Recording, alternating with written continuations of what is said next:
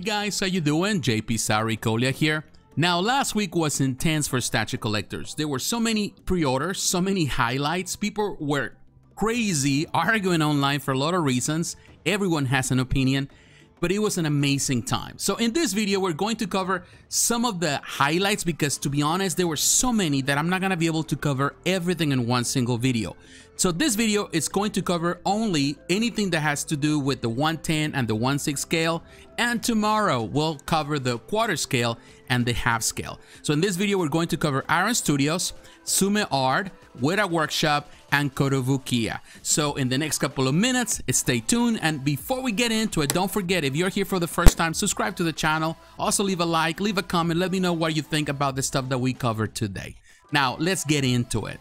All right, first we're going to cover the 110 scale. So we're looking at Iron Studios and we are at Sideshow, and I will have the link in the description for those who are interested. You can also go to the Iron Studios website. Now they do have the Carnage and the Venom statues that they went out recently for pre-order. I wouldn't say that I'm crazy about those. Also Wanda and Vision of the Halloween version from WandaVision. I will tell you, they're kind of cool. With Wanda, the face, it's all right. I don't think the likeness is there, but Paul Bettany, Vision, looks really good, the face. But this is just a niche thing. This is not for everyone. The one we're going to talk about is Scarlet Witch Deluxe version.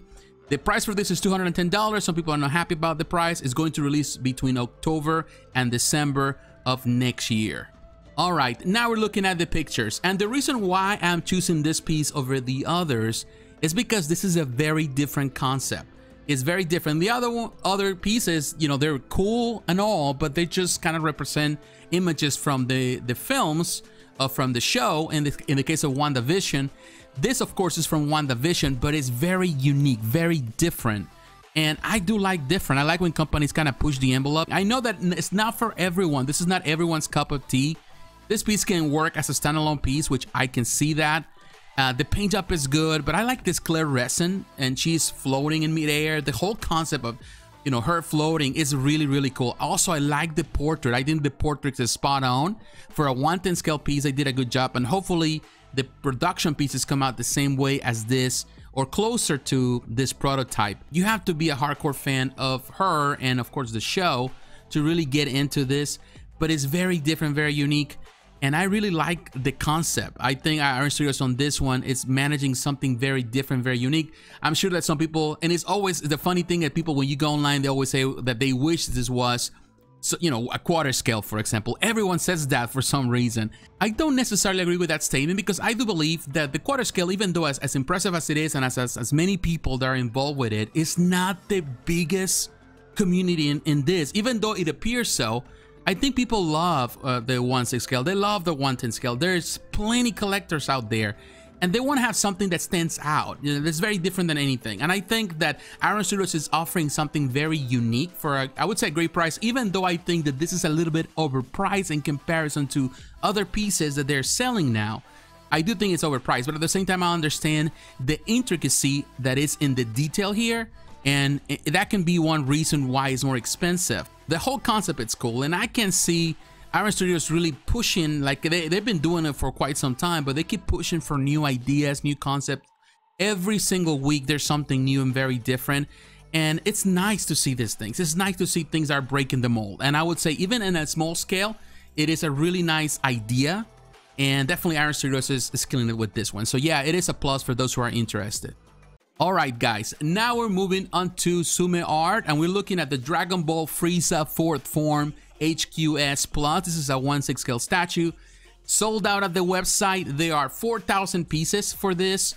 Of course, you know, there are other distributors that they also have allotments, so that means that you can go to Spec Fiction. They have it on pre-order there. It is an amazing piece, and in a matter of hours, it's sold out at the website. Now, it has LED lights that really make a big difference. The LED lights are here on this big sphere, power sphere that he's creating. Also on the water. It looks really cool. If you look at the website and you look at the YouTube video, you have the fixed light like this one, it's permanent. You have the 2-second loop, which it takes a little longer, and you have the 20-second sequence, which is the fastest. and it kind of changes. I like the 20-second, but I don't think a lot of people are going to have it like that because the light can be bothersome, you know, though the flashing lights, all of that. And there's a video there on the website. Now let's go to Spec Fiction because they're the ones that have it on pre-order for us here in North America right now. It is $1,450, so it's not cheap at all, and that's one of the reasons why some people also are complaining. I saw a lot of discussions and arguments, and people were fighting about the likeness. And most of the comments, this is the part where sometimes it ticks me off, is that I see a lot of people complaining about something not because of the quality of the piece. They complain about the price because they don't like the price, so they cannot afford the price. Then they start kind of using that as an excuse to start criticizing the piece and trying to say that this is inaccurate, because there were a lot of people saying that it was inaccurate, that the image is not right, that the face, all of that. They were just finding anything to complain. There was a lot of nitpicking, and to be honest with you, it really bothers me when people do that, particularly people that are not sculptors, they're not artists, and they're using some random photos or images from, you know, from the web, and they try to make comparison. It's just waste of time. And, you know, it really kind of, the feed just goes crazy on social media, on Facebook, for example, kind of going through all the stupid comments and all of that. You know, people, I know that everyone has an opinion, but sometimes people go overboard with that opinion without any knowledge, without any facts. It's just opinion. And I'm telling you, to me, it looks great. I've seen other Frieza statues from other producers in Asia. I've seen also some customs, and to be honest with you, this is the closest, in my opinion, to the character that I've seen. It is an action pose, very brave. I really love the detail in the base. I would say with the price, I wish it was cheaper like everyone else. And look at this. I don't see any imperfections. I don't see that this is not reflecting the character on the anime or the manga. It's just perfect in my opinion. You know, I don't see what people are complaining about. There are, of course, people that are defending it, and the fact that it was sold out in matter of minutes or matter of a few hours tells you that there's a lot of interest, and people, they see the potential. However, those that don't like it, they are the most outspoken. Those are the ones you're going to see on social media. But getting to sell 4,000 pieces is not a small feat. Even though some of the different distributors have allotments, still, that's a lot of numbers to move around. There are a lot of people out there, they love what Tsume Art does. And I'm telling you, it looks great. I really like what they're doing here. It's impressive. It is a really impressive piece, regardless of someone's opinion. Look at the way from the top. This is another thing that I like about Tsume Art, is that at different angles, when they create these dioramas, at every angle, there's something new and refreshing to see. And of course, there are parts here that are made out of PVC and some are made out of resin. So it's a combination of both. And it looks so great. I like the Namekian background. All of that is really, really cool. Now with the light on top, kind of obscures some of that. Hopefully, in this case, when you have the light like this, also that light is reflected on him, because it would be cool. Right here, it looks kind of dark, but I think it's just that particular moment where the picture was taken. It's cool. I really like it. I think they did a terrific job with this one. Kudos to Tsume, and definitely this company is killing it in my opinion. Alright guys, now we're moving on to Weta Workshop with the Saruman the White on Throne. This is a 1/6 scale statue. It's limited edition, so we don't have an edition size for this. The price for this one is $1,399. Weta offers a payment plan for those who are interested if you buy directly from them. And the artist involved here, the creator, is Gary Hunt. He is a fantastic sculptor. He has done a lot of work for this company, and he always does amazing stuff. But I'm telling you, this is great, and they ship around the world, which is another plus if you buy directly from them. Now we're coming to Spec Fictions because they also offer this piece. The price here is $1,500. They do have a payment plan as well. Now the likeness with Saruman is really great. The likeness with the actor Sir Christopher Lee, it's spot on in my opinion. It's really good for the scale. Now I saw the video when they were creating this piece. First of all, they do the digital rendering, and after that they create that copy, that file, and then they do still some work by hand. So it is a mix of both things, and the way they do things is amazing. It always amazes me the way Weta does things. They are a great company. They've been in business for a long time. They are artisans. They know what they're doing. However, my biggest concern with this piece, being the case that it's a 1/6 scale, is that it's not cheap at all. And the whole design with this throne, with this really tall throne, makes it really hard to display in any collection unless you have a wall to give away, which is the thing. When you are a statue collector, space is always at a premium. You're trying to fit as much as you can within the limitations of your space. So whoever gets this, it needs to have a whole wall just for it. And that is one thing that a lot of collectors of this, in this case, a 1/6 scale pieces do not have.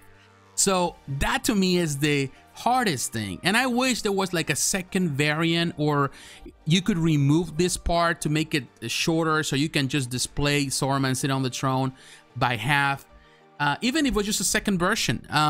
But ultimately, you have to display the whole thing because it was built that way. And that's the reason why it's more expensive. At the same time, if you make it smaller so some people can fit it and you can remove this part from the back, then what's the point of spending that much money, $1,500, for something that you're unable to display as a whole? So those are the concerns that I have in regards to it. Now, I'm not saying anything against the quality of the piece because I know Weta, and Weta does quality stuff. The artistry here, it's amazing. But this is not for everyone. This is not for you average Joe. This is not for me. This is, you know, for, I would say 99% of the collectors of Weta, this is definitely out of, not always say the price range, but it is out of the possibility to have, because it's going to take too much real estate for any collection. You're going to have to build your collection around something like this. And that is the part where it's disappointing, and definitely a lot of people are not gonna get it, unfortunately. Of course, there's always gonna be someone that is going to bite the bullet, even if they don't have the space, because some people go crazy for it. It is an amazing job. I'm not denying it's beautiful. The whole concept is interesting, it's very different, but that throne is so tall that trying to find the spot is going to be a challenge. And unfortunately, a lot of people, they don't want to go through that trouble, so might as well they just skip it. That is just the reality. Alright guys, and now we're moving on to the last piece of this video, which is the new Magneto statue by Kotobukiya. This is part of the Fine Art Statue X-Men line. The price for this is $380 and is going to release between May and July of next year.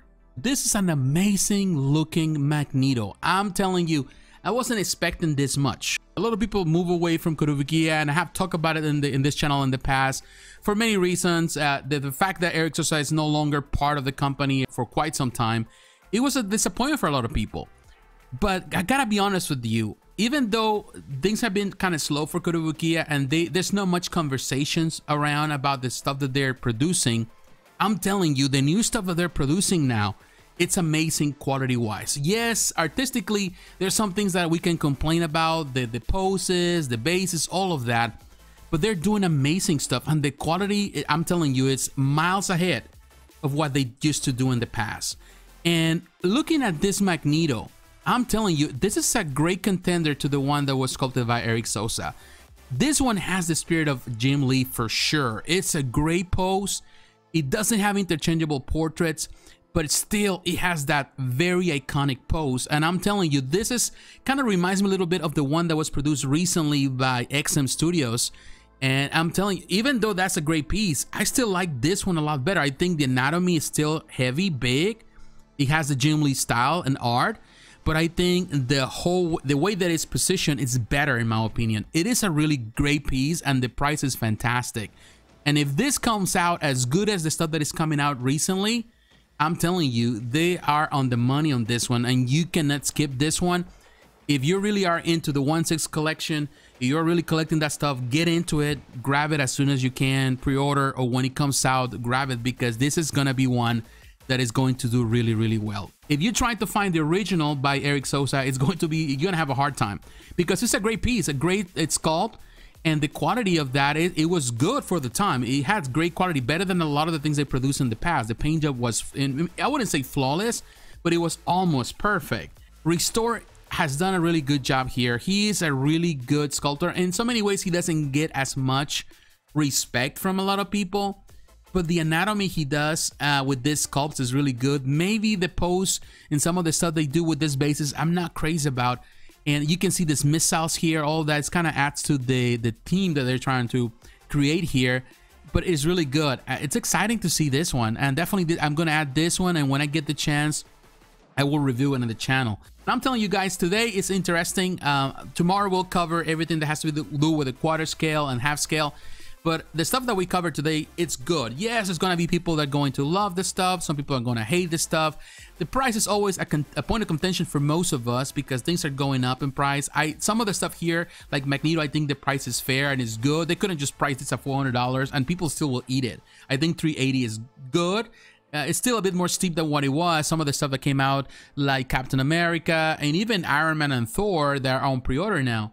But I think, you know, they're trying to at least to accommodate, and at the same time, they need to make some money as any other company. But Saruman, definitely expensive, and I would say Frieza is expensive for what they're offering. But yeah, it's a beautiful, beautiful piece.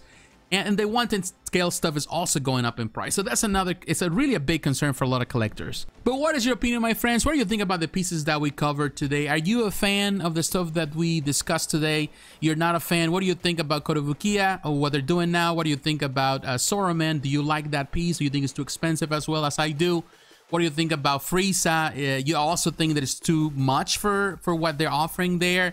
And what do you think about Iron Studios? Let me know in the comments below. So once again, my friends, thanks for watching. Don't forget to like, to comment, and to subscribe to the channel. Hit the notification button so you're reminded of the next video. Follow me on social media, Facebook, Twitter, Instagram. The links are down below. And please consider supporting the channel financially through Patreon. My friends, God bless you. Take care. And I will talk to you again. Bye-bye.